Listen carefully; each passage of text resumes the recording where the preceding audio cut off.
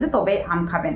তাছাড়াও যারা আম খাচ্ছেন তারা কখনোই বেশি পানি খাবেন না। আম সাধারণত আমরা বলে থাকি ম্যাঙ্গো শেক করে খান বা এভাবেও কেটে খেতে পারেন, সেক্ষেত্রে কখনোই বেশি চিনি দিয়ে কিন্তু খাবেন না। সেক্ষেত্রে নর্মাল অবস্থাতেও আপনি যদি চিনি দিয়ে খান, সেক্ষেত্রে আপনার জেস্টেশনাল ডায়াবেটিস যদি নাও বা থাকে, সেক্ষেত্রে হয়ে যাওয়ার চান্স থাকে।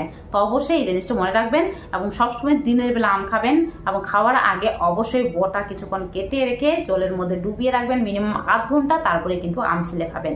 তার আগে আম খাবেন না এবং অবশ্যই ন্যাচারালি আম খাওয়ার চেষ্টা করবেন। মানে বর্তমান বাজারে কিন্তু আর্টিফিশিয়াল আম, মানে সময়ের আগে কিন্তু বিভিন্ন রকম কেমিক্যাল দিয়ে কিন্তু আম পাকানো হয়ে থাকে। বর্তমান বাজারে এই পাকানো আম কিন্তু প্রচুর পরিমাণে পাওয়া যায় থাকে। এই আম যদি আপনি খেয়ে থাকেন, সেক্ষেত্রে স্বাভাবিকভাবে আপনার অনেক রকমের সমস্যা হতে পারে। এছাড়াও বাচ্চার ক্ষেত্রেও সমস্যা ডেকে আনতে পারে, বাচ্চার ইনফেকশন হয়ে যাওয়ার চান্স থাকে। সেক্ষেত্রে অবশ্যই এই জিনিসটি মনে রাখবেন। তাছাড়াও প্রেগনেন্সিতে আম খান এবং যাদের কথা বললাম, যাদের ক্ষেত্রে বিশেষত জেস্টেশনাল ডায়াবেটিস রয়েছে, ব্লাড প্রেশার হাই রয়েছে, এছাড়াও কিন্তু যাদের ক্ষেত্রে ওয়েট বেশি পয়েন্ট রয়েছে, তারা কিন্তু কখনোই আম খেতে যাবেন না। সেক্ষেত্রে আরও হিতের বিপরীত হতে